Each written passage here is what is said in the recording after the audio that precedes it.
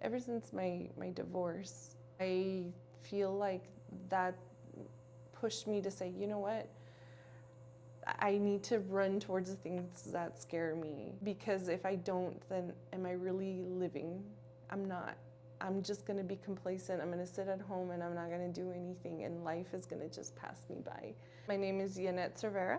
I am 42 and I've been here for 8 weeks, 9 weeks. All right, well, Janet, welcome. It's been about 9 weeks. It's been quite a journey. I request to sit down with you because you've been just absolutely crushing it. And I want to share you with the world. I want to share, your journey with all the people that could benefit from this. One thing I really admire about you is not only the progress you made, but in the conditions you made them. Because you're not going through one of those seasons that life is perfect and everything's easy, right? Right. It's been curveball after curveball, challenge after challenge, and you still manage to make amazing progress. So that's why I'm like, she's a hero. People need to hear about everything that's going on here. So I want to go back 9 weeks, or even before 9 weeks ago when we sat down here. It was an evening too. Yeah. And where were you in life? What was going on with you that had you showing up to an appointment with me during an evening where you could have been doing anything but having a meeting with me? Well, I was in the middle of a divorce. I was having issues with my children, and because they're having a hard time with the divorce, and I was really trying to lose weight, but I really needed the extra help, because I think we all know that we need to cut the calories and all that stuff, but we don't know how to do it right. And that's what I was looking for, is trying to figure out how to do it correctly, to where I'm not just losing fat, but I'm also gaining muscle. So it's not like you just woke up one day and say, hey, let me just go meet with Octavio. Like you were trying and looking for answers. I know you remember you were doing something like super drastic, like 900 calories or something like that, right? I was doing a protein shake in the morning, a salad for lunch, and a protein shake and an avocado for dinner. That was it. And I was fasting as well for days. Okay. Yeah. And you were losing weight, right? Oh yeah, I was. But So you were already losing weight. You were already doing something about it. What triggered you? What was there an aha moment, a turning point, like the final straw that actually made you come in here, or what was that whole situation? Because most people that come here come because they're not losing weight. You were already losing weight, which is interesting. What made you come here? well, for me is that I've always struggled with my weight. Always, it's always been up and down. Okay. And I've always had the mentality that exercise is what's going to make me lose weight. I always had that, and now that being here and seeing even a little bit before, I did realize that the diet is very important. Your diet is very, very important. You can't just eat whatever you want and go exercise and think that you're going to lose weight. That's not how it works at all. We like to try it though. We like to figure it out by ourselves, right? Yes, yes. And so I feel like I didn't feel like myself. I I felt like yes, I was losing weight, but I wasn't mobile enough. I wasn't doing enough. I felt like I still needed more, and I couldn't move very well because I was so overweight, and also because I hadn't done exercise in such a long time. And going back to where I always had issues losing weight. I've always liked going to the gym, but I had been trying to go to a local gym that everybody goes to, and it just doesn't. It wasn't doing what it needed to do. I wasn't seeing results. And not only that, but I was like, you know, not today, maybe tomorrow. Or, oh, there's a ton of people. I'm going to leave and I'll leave it for tomorrow. So it was always like, oh, I'm never going to, like, either I lacked a motivation or I I don't know, it wasn't, or it was just wasn't working for me. And also I feel like they have a lot of the machines there for you to do weights and stuff, but I don't feel like the machines are the same thing as like free weights. Like the exercises that we do here, I feel like we use all of our muscles, every single one of them. I feel all of my muscles every time. Even the ones you didn't even know you had, huh? Yeah. And so I think that's also what pushed me. I like moving, I like being athletic, and I like being healthy. I think I had, before joining here, we had gone on a hike and I felt every single one of my muscles and I was like, this isn't right. I shouldn't be feeling like this. Like just hiking was kicking your butt? Yeah, yeah. And so I wanted to get back into shape also for myself. So you were dieting really hardcore, right? Very low calorie. You would go into the gym, you know, on your own, but you would find yourself negotiating with yourself basically, right? Like, oh, I won't go today because of X or Y or C, and then when you would go, you weren't really getting the benefits from it. I remember when you started out, you were very nervous. I remember I had to really, you know, work with you and reassure you. And like day one, you were freaking out about coming in. Tell me about why did you still come in? Because believe it or not, there are people who go through the whole process, sign up, make the investment, and it's not a $10 membership or $100 membership. I mean, it's a premium program. And still, after making that investment, there are people that don't show. And I was like, on day one, I mean, I know you much more now, but at that point, I was like, oh, I hope she shows, but I don't know if she's gonna come because I noticed she's very nervous. How did you manage that? How did that go? Why did you still show up? And was there really a point for you to be that nervous? Was it really that bad? Or tell me how that all played out. I think mostly I was nervous because I hadn't exercised in such a long time. Okay. Not the way we exercise here. Okay. That was probably the biggest thing. And because of, I don't know what happened in the last few years, that I've become more anxious. So I've let that. Since COVID, maybe? Yeah, because probably. that affected many of us. Yes, I think that's what it is. Honestly, COVID did affect me mentally a lot, and I think that, you know, I've become more nervous and more anxious, and but ever since ever since I started, ever since my divorce, I feel like that pushed me to say, you know what, I need to run towards the things that scare me, because if I don't, then am I really living? I'm not. I'm just going to be complacent. I'm going to sit at home and I'm not going to do anything, and life is going to just pass me by. So when I make decisions that scare me or make me uncomfortable, I think of that and I say, when am I ever going to, I'd rather regret doing it than not doing it. So weren't we just talking about that yesterday after the session? Yes. Yes. And I tried to, now I've been trying to live like that, where I'm making decisions that I'd rather regret than not take those. It's so funny what we were messaging earlier, and you said a little saying that made me laugh so much because I've been using it myself for a while. I have my own little version of it, but I call it FIDE, F-I-D-E. And when you said like you're scared of a decision, you're nervous, or you're holding yourself back, you said something very similar to what I say. For me, is FIDE is fuck it, do it. And you just didn't have the D. You just said fuck it and do it, right? Exactly. But I just said okay, fuck it, do it, because it's so much more painful to live in your head like, what if I would have done that? And the what if and the regret that you just like paralyze yourself.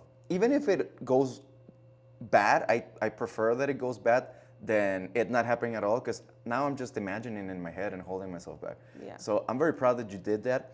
And I think a lot of people can relate. I mean, me especially, since COVID, I mean, everything changed. And it's been 6 years now, and I don't even think everything's back to normal. I think some things just kind of stayed with us. More people are more nervous, more anxious. We tend to second guess ourselves more. We tend to just make things worse in our own head, and they're not even reality happening. So, and one of the things that I have here, this is the sheet that we went over on the first day, and one of the things that you said was, this is the year to live and love yourself. Tell me about that, and how did you get to that? Tell us about like all the struggles that got you there, because so many people go through a journey like yours and they just end up giving up on themselves. They just end up letting themselves go. They just end up worse, just hurting themselves. So you actually decided, this year I'm learning to live and love myself. How did that all, come about? Well, I think it really did start during COVID Okay. for me, because I'm not. We started working remotely, and it affected me a lot mentally. I don't. I'm social, but I'm not social. I know that doesn't make sense. Well, you're social with the people you're more comfortable with. Yes. Okay. And so, being at home, and I love my family, we were all at home at the same time, but it's not the same as seeing your coworkers and talking about different things that happened to us. Oh, hey, guess what happened to me yesterday, or what this weekend, and so that was lacking for me, and I went into depression. I did. And I've struggled with it ever since then. I've gotten on medication. The medication helped, but it also made me gain weight. Then there were personal things that happened, and I stopped caring about myself. I didn't care anymore. It didn't matter if I was fat or skinny, or if I had blue hair, purple hair. It didn't matter. My appearance didn't matter.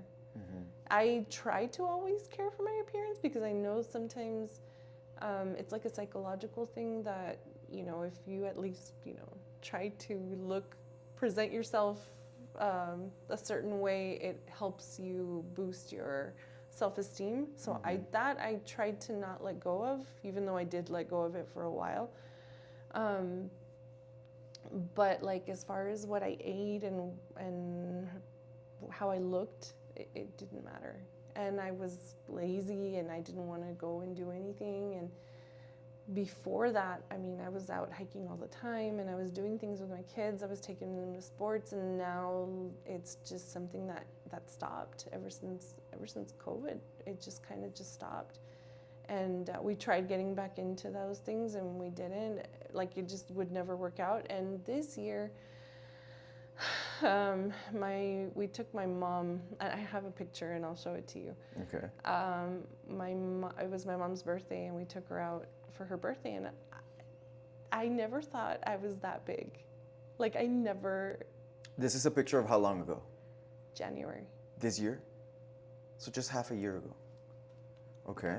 And I never thought I was that big, and I knew I was, overweight. But not until you saw the picture that it really hit you? Is that what you're saying? I think so. I don't know what happened, but I saw that picture and I said, I can't do that anymore. That was your turning point? And yes, that, with a combination of, a couple of other things, my marriage not working out. But I think that one was what really hit me hard, because I thought, and not only that, but I was going to the doctor, and they're like, oh, well, you know what? Guess what? You're finally 1 point above, and you're diabetic now, so you qualify to get Ozempic, which was you want to celebrate, but at the same time you don't, because nobody wants to have those kind of complications. You don't want to have diabetes on purpose, you know what I mean? And so it was a combination of a lot of those things, and but that picture really, really, really, it stayed there. And I saw myself, and I thought, wow, I've never in my life been this overweight, and I've never been this unhealthy. And I'm not saying that I'm the perfect eater. I don't think anybody is, but I wouldn't eat the way I was eating. I was eating bad. Well, that's one of the things that I have here, that when we first met, that you were struggling with emotional eating. actually. Oh, yeah, that was a big thing. And so it sounds to me like, okay, you weren't really caring for your appearance, you weren't really caring for yourself anymore. Like almost like you kind of gave up on yourself for a while, right? Yes, I can tell you that I gave up on myself. You had given up on yourself, and then all these things started to happen. You see the picture, the doctor tells you you're 1 point away, everything happening together, and then it's kind of like, wake up, Janet. And then, but you said, hey, you know what? I'm doing something about this. Many people in a stage like that, they just quit even further. I know because I've gone through my share of storms as well, and many times I've even been suicidal. I've even said, what's the point? People around me may probably even be better off without me. Yeah. And I know how dark that can get. Yeah. But you still had faith. Something still pulled you through. Did things get that dark, or did you have just like, okay, well, some motivation hit you, or what? I don't know if it was motivation. I mean, I think it's my faith. I do believe in God, and I have been suicidal as well. Suicidal thoughts. I've never actually tried to Attempted. Yeah. But I've had the suicidal thoughts, and I don't like being in that place. I just don't like it. It's not good. It's not nice, no. And I think that when you're there, you can be self-aware, but you can, like, you still get stuck in that depression. And I know I didn't want to do that. And I didn't want to be on the pills anymore because they made me dizzy, or because then, they had to adjust because they weren't working on me anymore, or they had to change it. And I think that apart from my faith, I think it was a lot of me not wanting to be in depression anymore. I needed to change. I think that's what motivated me. The depression motivated me, and that doesn't make sense. You just wanted to get out of that spot. Yeah, I don't want to be there. I never want to be there. Yeah. And I know that when I've been my happiest is when I'm doing something, when I'm exercising, when I'm active. It's my escape, my release. I get out of my head, and I'm only focusing on what I'm actually doing at the gym, or whatever it is that I'm doing that's active. That's what I'm focusing on. Everything else disappears. And I think that also pushed me also to come and speak with you and actually show up to the gym, because I know how good it is, how good it feels to just disconnect from all of reality and then just only focus on that. It helps a lot. And I think that it's good therapy. Really, really good therapy. And so I think that's what really pushed me out, is my depression. I know you would think that you would want to stay stuck in there, but I've struggled with it for such a long time that I just don't want to be there anymore. Well, it makes sense because, like that saying goes, once you hit rock bottom, you have something to push from. So you just hit that rock bottom, and you had something to push from in a better direction. Then you join here. Yes. And you're nervous about training, but you come in here. It's not like you're just walking on a treadmill, right? Like we're pushing you at your level, but we're pushing you. We modify things, but we definitely don't make it easy, right? Coming from a place where you had shared with me on our initial meeting that you even had a hard time tying your shoes. Yes. To actually getting in a place where you're really pushing your body. How was that experience? I mean, the first week I almost didn't come, like on the third or fourth day, because I couldn't walk because I was so sore. Yeah. But I still came. I showed up, and I don't know if you remember, but I showed up and I told you I can't do it. I remember your calves were just not having it. And I told you, first week, if you could just think about week one. If you finish week one, everything else is easy. Much easier. And you know what's funny is I told somebody that the other day, About the week one? Yeah, I told her just make it past the first week. That's the worst part. Yeah. For your muscles. But well, I'm sorry. What were we talking about? Like The- going from not being able going to from tie not- your shoes too easy, you were struggling with that, to now, I mean, guys, if you would just see the things she's doing in the gym now, like just 9 weeks later, like running and weights and burpees and like heavier weights and pushing sleds, like you'll be shocked. Like it's not even been 3 months and the stuff you're doing now. I don't know if you realize you should be really proud of yourself. You know, I noticed it this week where I started adding weights. I did start adding weights. And actually, I feel bad for saying this, but I need to partner up with somebody that is Pushes you more? that or- pushes me more, or that is a little bit more at my level as far as like where the weights are. Because I'm still, my brain hasn't caught up. Until I'm actually doing the exercises, then I'm like, this is too easy. I shouldn't be doing this. And Like you're then- surprising yourself that you thought you could do only this, but now you can actually do much more. Yes. And you don't want to just get complacent in that zone, right? You want to exactly. keep pushing I yourself. definitely do. Yes, Yeah. because there's still much more to work on. Mm-hmm. But yes, like I was partnered up, and we had to be adding and taking off the weight because I needed. It was the too much of extra a weight. gap. Yeah. Yeah. Well, that's a good problem. 'Cause it you've is come a such good a long way in problem. such It short is. time. I mean, it's been 9 weeks. Imagine 9 months, I 9 years. Like you'll be unrecognizable, Yeah. and all you gotta do is not quit. Just stay on the path. Yes. You already did the hardest part. Yes, and it wasn't. It's not even that hard. Right? It really isn't. I think when you're ready, We make it harder in our head, though. I think we do make it harder in our head, but I think that also when we're ready to make a change, like we can do anything. Well, you get to that point where it's much harder staying the same than actually changing. Yeah. If you're at that point where life is just so painful that you'll do anything. Yeah. And So it then sounds you like you were at can- that point, so it was easier then. Yeah.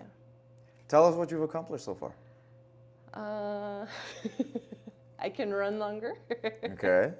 Definitely lift a lot more weights. The burpees are still hard for me, but I think that's just, I think that's for everybody. Burpees never get easy. Never. But I do see an improvement, and my mobility is so much better. I love that I can move around so much easier. I forgot that I had told you that I was struggling like to even just tie my shoelaces, and now it's like simple. I'm just bend over really quick, tie them, and No that's struggle it. at all No, anymore? well, my stomach is like so much. It's like, I mean, it's still there, but it's. But it shrunk so much. It's not it like did shrink a lot. It shrunk so much. I mean, I noticed the difference, and it's just not an issue. Like I don't need the extra step to put my foot up there and then tie my shoelace. I can just bend over and do it. And you know, going up the stairs, I'm not winded anymore. My kids, I'm starting to make them move as well. Not a lot, but you know, little by little. But it's I easier get to them. keep active and do stuff Yeah, with them. yeah. Tomorrow I'm gonna take them on a hike. Heck yeah. We're gonna go to Waco Tanks and we're gonna go explore. And that's something you couldn't be doing maybe 9 weeks ago, right? When you were barely tying your shoes, how are you gonna go hike a mountain? And Well, I would have felt it for sure, and Yeah. now I'm confident that I'm gonna be okay. It's gonna be, you know, it'll be fine. It'll Yeah. be easy. It's not gonna be hard. And I don't know. I'm motivated what are you most proud of so far? that I haven't quit. Even more than the 3 sizes you've dropped or the weight, just the fact of not quitting. That's Yeah. like your biggest That's my biggest win so far. I want my kids to see that even though there's a big challenge in front of you, that you can still make it through. Even if it's hard, it doesn't matter. Just work through it. Like you're gonna be able to, you can do it. You just set your mind to it and you do it. Whether it's hard, whether you get yelled at, you just need to look at the bright side. Not that you yell at us at all. You don't. You're awesome. But I you may are. yell a little bit. No, I may no. yell Yahweh and funny stuff. to make it interesting for you. No, it's fun though, you know. But I'm just saying, like, it's. I like it. I like that I haven't quit. I think that's the biggest thing for me is that I haven't quit. And Well, on day one, we said, remember Ricardo, yes, right? And yes. and you wanted to show that example of not quitting.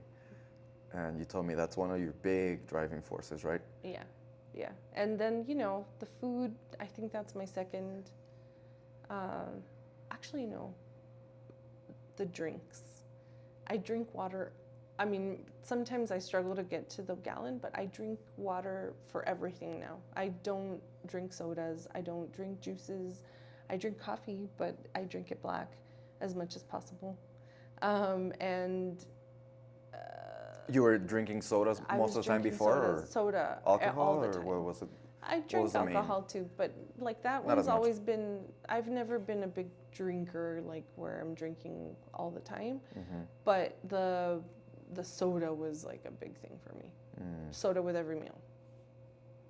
I would skip the coffee sometimes and have a soda instead.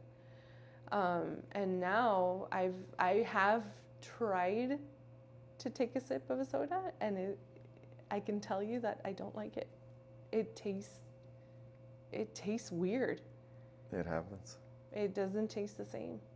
It's You've gone from not being able to live without it to actually it doesn't even it doesn't register, do anything huh? for me. No, it doesn't. Like I can see maybe, no, I can't even tell you. Oh, I can say maybe, you know, having a Mexican Coke because those are delicious. especially in a glass container with ice. Oof. But I know. But I can't. It doesn't taste the same to me anymore. You know, sometimes, oh, let me have a sip of your drink.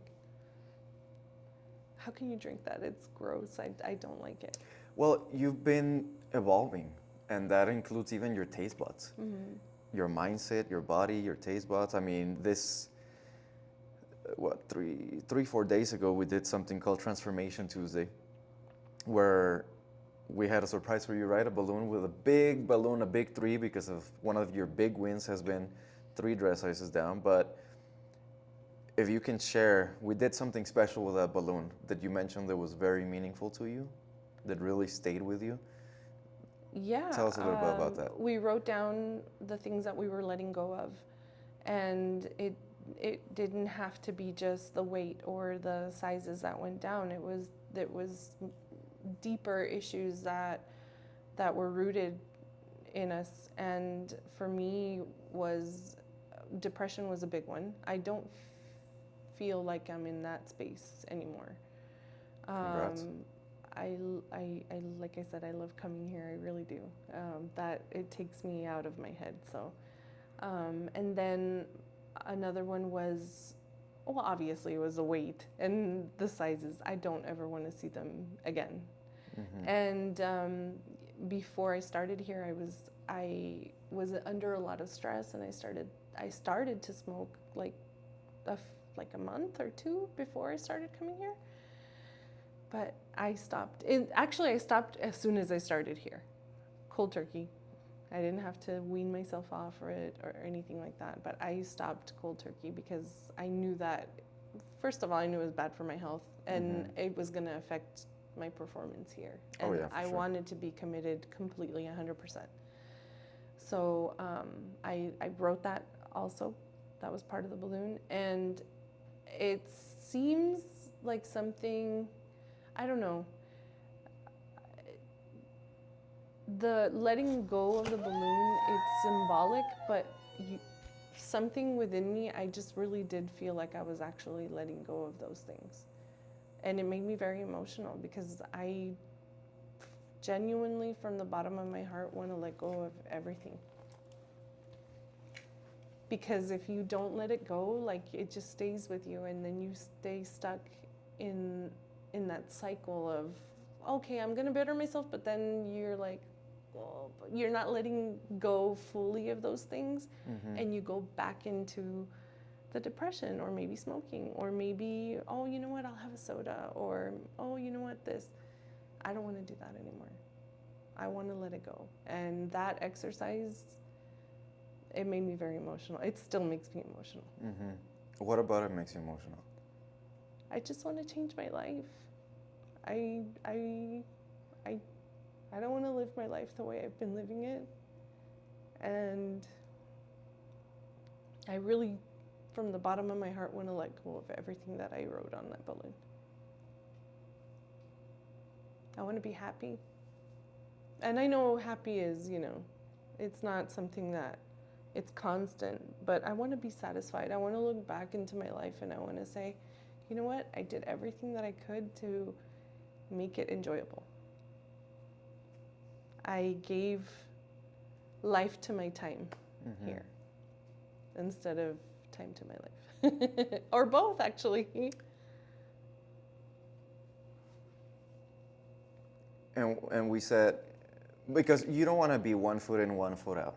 You want to fully step into this new version of you, right? Because you see how this new version of you is going to give you a better life. Whether that's another 10 years or 30, but for as long as you're here, you want to make sure you're fully living, you're fully alive. You're not living with regrets of what if I could have done this, I should have done that. Like you just really want to fully live, right? And Yeah. And we let go of that balloon because I told you guys, like, once you let it go, you can't get it back.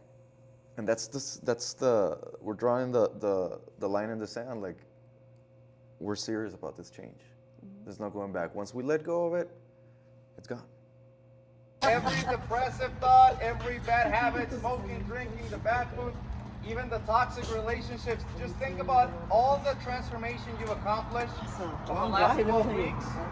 We let that go and we make a promise to ourselves, we're not going back. We let them go for good. And this is going to be the symbol right now, because once we let go of those balloons, you're committed to it, you can't get them back. Are you sure you want this to be the rest of your life? And whoever's balloon floats higher gets that Mercedes. All right, are you guys ready? Let's celebrate this as their new way of life for the rest of their life. 3, 2, 1. Big round of applause. Congratulations. You kept one. Congratulations. I'm very proud of you for taking this to heart, because it's so easy after all this progress you made. It's so easy for just get a little bit distracted, get a little bit confident, and then just go right back. Yeah. And you already know how that life is, enough to not want to go back, but it's still so easy. And so many people come so far and then just in a blink of an eye, something happens and then boom, right back. So to me, you taking this exercise so serious, like, it means so much to me too, because I know, okay, she's really focused, she's really serious, she knows where she's going and there's no going back. Tell me about the blue dress from 7 years ago. There's a blue dress. It's the smallest size I've been my whole adult life. And my older adult life. And I have it and I saved it, and that's my goal. My goal is to fit back into that dress. I love that dress. I couldn't let go of it. So Correction, that's not her goal, that's our goal. yes. We said then, we're not stopping until we're back into that blue dress. Yes. And I don't know if you remember, but at the very end, after you signed up and we got all set up and started, I told you, ask me how to get out of here or how to cancel. Do you remember that or no? A little bit, yes. And you asked me how, and we shook it. You can't. Not until we get that blue dress to fit back, and we both made a commitment. So I'm excited. You're closer now. I'm for sure, way closer than 9 weeks ago. I am very close, actually. I am. I think I'm literally like 2 sizes away. Are you serious? Yeah. I thought it was more of a, okay, so then it's happening this year then. I hope so, yes. It's happening this Well, year. it's a spring dress, so Okay, well, by next spring. all right, whatever. Don't wear it in Christmas. Okay, I get it. But yeah, I'm very close to that. It feels amazing because I really did save all of my clothes since before COVID. All of them. I have a whole luggage full of clothes that I couldn't let go because I thought, there's no way I can't let go of these clothes because this is me not what I am currently wearing. That's not me. But you know what we will do? Once you get back to those clothes, we're gonna get rid of all the bigger ones. Oh yeah. So you don't have a chance to go back to those. I don't want to. And I'm actually, We'll donate them or we'll burn them here. yeah. We've done that where we burn, because that's another symbolic thing. We burn the big jeans, we burn the big dress, because you're burning that past. It's behind you and there's no going back. Yeah. So we'll soon do that. Yes. We'll soon do that for I can't sure. wait. I'm excited to do that. I'm almost, I think I'm at a point where I'm gonna have to start buying, well, yeah, I'm gonna have to start buying new clothes. Very nice. Like I'm still wearing the old clothes, but I have to put belts or, you know, I don't have a lot of variety of clothes anymore. I know, I get it, but it's smarter if you can delay it, because you're gonna keep losing weight, you're gonna keep shrinking. You don't want to just go buy a whole new wardrobe right now that's gonna last you a month or two, Yeah. and then it's gonna be too big again. So that's a smart way to do it. 9 weeks so far. What's one thing that surprised you? Maybe you weren't expecting, and then now that you're 9 weeks in. I think the connection that I've made here with everybody. I'm, like I said before, I'm social, but I'm not that social. But everybody here is super nice and welcoming since day one. Even since when I came to speak with you before I started, everybody was really nice. Everybody said hello. Everybody's welcoming, and I think that was probably the most surprising to me, because I didn't think that. I mean, we're all Facebook and Instagram friends now, and we're tagging each other in pictures, and we comment and we play, and it's not something that that wasn't an expectation in my head. And it's all day just joking around and laughing and Yes, stuff. it's In the fun. middle of support and problems and stuff. It's like, Yes. it's a lot of fun, right? It is. It's a lot of fun, and I try to push myself to be more social, and lately I have been, and it's a lot of fun. I love it.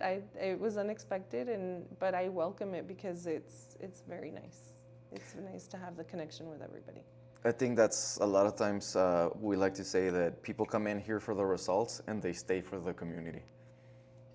I Just can the see that. relationships you make, the environment. I like to call it, it's a bubble. It's a positivity bubble. It is. Nobody here's judging you, making fun of you. Like, we're all here rooting for each other, and we've had it in the past where somebody's not on board with that and we kick them out. Because to me, that's the culture here. Is like, it's what drives everything. Yeah, for sure, It's- sure. I think you have the best culture here, because I definitely don't feel judged. Even on my first week when I started, you know, I was struggling, of course, because I was out of shape. But, you know, people were like, okay, you got this, come on. You know, we're running and everybody's like, you got it, keep going, you can do it, this and that. You know, everybody gives you words of encouragement, and they're not telling you, oh my God, they're not saying, I can't believe she didn't do that, or I can't believe she can't do this, or it's not like that at all. And it's really nice. You've created a really safe and happy environment here. Well, it matters a lot to me, 'cause especially nowadays, this is rare. Like, you go to most places and it's not like that. No. Not even gyms, just the world in general nowadays. People are negative, judging, criticizing, Debbie Downers, naysayers. That you come into a bubble like this, you're like, whoa. I mean, maybe you would have expected support from me, because of course you hired me, we're working together, but you've experienced that even from other people in the same shoes, or on Zooms, or in the app. Like, it's just all over. Obviously, at this point, we've gained your trust, we've helped you, you like the environment, you like being here. But 9 weeks ago, what were you most skeptical about? Was there something that almost made you not sign up, or something that you were not sure of? I think maybe I don't know, maybe sticking like with the plan. Maybe that's what I doubted myself. I was skeptical about myself So more about yourself than the actual than the actual. program, or It was more me. It I was think more- I had my doubts in myself. I think that's something that's very common also in a lot of people too. And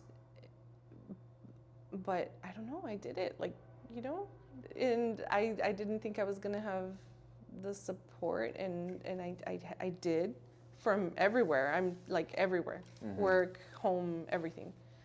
There was support coming from everybody, and that was probably the best thing. There's something that I like to show here on the screen. When the program you signed up for, it's our 12-week metabolic reset, and that's a program that there's different levels on, but it's based on these different pillars. So we had the fitness component, we got the structured training where you don't have to think about it, you show up, we handle all the training. We have the lifestyle, which is the nutrition, the accountability. We have the mentorship, which we do weekly. And then the fifth pillar, which is optional, which is the medical support, GLPs, peptides, which you didn't do. So out of this top 4, which one has made the biggest impact in you? Like, is there one that you were like, I think without this pillar, I would not be where I'm at? Obviously, all of them matter, but what was the game changer for you? For me, I think honestly it was a mentorship. Our weekly meetings? Yes, Or our weekly mentor- meetings, yeah. I think it's the support, the mental support that we need, because you don't realize, and I think a lot of people have said it, you don't realize how that you're not alone. Everybody's going through a lot of similar struggles as you are. And hearing everybody say what they're going through, it resonates with you, and you get to take like little bits and pieces of advice that everybody gives. Hey, you know what? That happened to me. This is how I'm fixing it. Or, and that's helped a lot. I think that helps. I mean, that for me was like very, very important, because I knew that because I've been active before, I knew that the physical part was gonna come back. Yeah. It was gonna come back. That was gonna be okay. I was gonna get in shape, and I knew that I had a meal plan, and it's important, and it's great, but I knew that I kind of knew that I was gonna be able to follow it, because I was determined, right? But I think without the mentorship, it wouldn't have come together for me. And this is one of the things that sometimes we have a hard time explaining, or people that are on the outside have a hard time grasping, because this weekly mentorship we do, like, it almost has nothing to do with the gym or diet. Would you agree? Yeah. It's more like, okay, you're here 30 minutes, but we deal more with the other 23 and a half hours, right? Like your identity, your mindset, your emotional patterns, stress, how you react under pressure, like, and just being around that group, it's kind of like a safe space, because everybody's sharing openly things we're going through, and a lot of times I think people feel like, okay, well then they're gonna talk about exercise, or they're gonna talk about a meal plan more, but we already had so it's not so much that, right? Like, what's the biggest thing you've gotten on that side of the mentorship? When we share our, we share our wins and we share our struggles, right? And the struggles have almost nothing to do with the eating. Well, sometimes, but it's... Well, sometimes the eating, it's a consequence, not the cause. We always look for the root, right? Underneath that bad eating, what is there? Right, and sometimes it's emotional, Yeah. right? It's emotional eating, or, I ended up messing up my whole day or whatever. And I think that's what it is that we share, like, when we start talking about our losses, our wins are wonderful, and we encourage each other, and we're there to cheer for each other on our wins. But when we talk about our losses, I think it's very helpful, like I said, because you start resonating with it. You start thinking, oh, I just literally went through that, and that's how they're coping with it. Maybe that's how I should start coping with it, and see if it works for me. And you start seeing that we're all human, and we all make mistakes, and it's okay to make mistakes as long as you keep trying and going back, and you show up for yourself, because that's what it's for. It's for yourself. It's for your health. It's for your life, and I think that's why it's so helpful and it rounds the whole program. And it just shows you, like I said, it shows you that everybody's human. We're all human. We all go through our bad things, and we learn how to cope with it. And it's nice to hear that we're not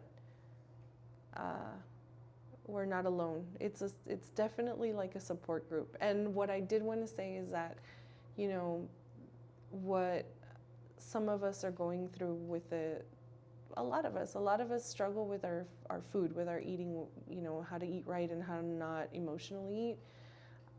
I feel like it's almost like an addiction, like a sickness, and this is like our AA meeting where we're going and we're getting the support that we need, and they help.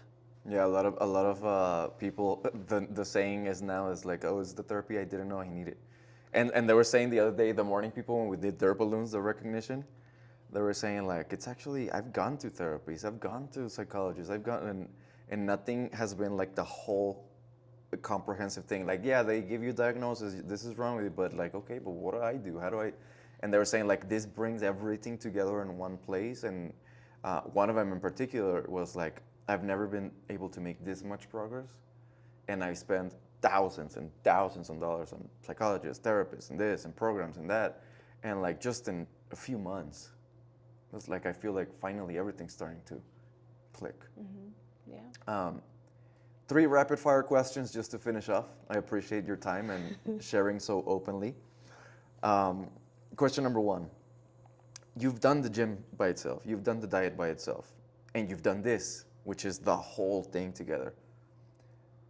How's it different, or what would you tell someone who is maybe on the fence about doing a full-on, you know, transformation program that's comprehensive like this, because they think, well, I just go to the gym, or I just do this and I'm fine. Like, what would you tell that person? I would tell them that coming here and doing the exercises that we do here and following the meal plan that we do and having the support group that we have, it's not the same as just doing one thing or the other. I don't think that achieving your health goals is just cherry picking. You can't cherry pick. You have to have a good, well-rounded plan, because you can fall off the wagon very easily with just one thing. Oh, I'm just going to do the diet. Okay, yeah, but then it's somebody's birthday, and then what are you going to do? Exactly. Because I like to tell people too, well, you can just go to AI, ask ChatGPT for a plan. Yeah. But ChatGPT is not going to make you follow it. No. It's not going to make you choose pizza or chicken over pizza or show up. Or information is not the issue anymore. It's so available. No, it's not the information. It's the motivation and support that you get, for sure. In the meals and the exercises and mentally. Got it. 2nd out of 3 rapid fire question. Do you regret doing this? No. Not at all? Not at all. Not even when I'm a little hard on you guys? No, I don't regret any of it, ever. I won't ever regret it. Would you do it again? Yeah, I definitely would. I would, like, if I had to start all over again from where I was, I would do it all over again. Because I just feel so much better. So, yes. Very nice. Congratulations. Thank you. Well, I'm so glad you don't regret it. I'm so happy to see your progress, and I'm so glad that you would do it all over again. And I really want to see you in that blue dress. And I really want to see you. I know your ultimate goal is get to 165, right? Yes. 150 to 165 is what we had on the initial goal. How far from that are we? We're 230 today? 65 pounds, huh? What's a good timeline that you like to give yourself to that? Kidding. Oh, well, of course. I haven't figured that magic trick yet, but I'm working on it. A timeline? Gosh, I mean, obviously, I think we all have that instant gratification that we want, right? But that's not going to happen. So I think realistically, 6 months, hopefully, to a year. At the end of this year? I hope so.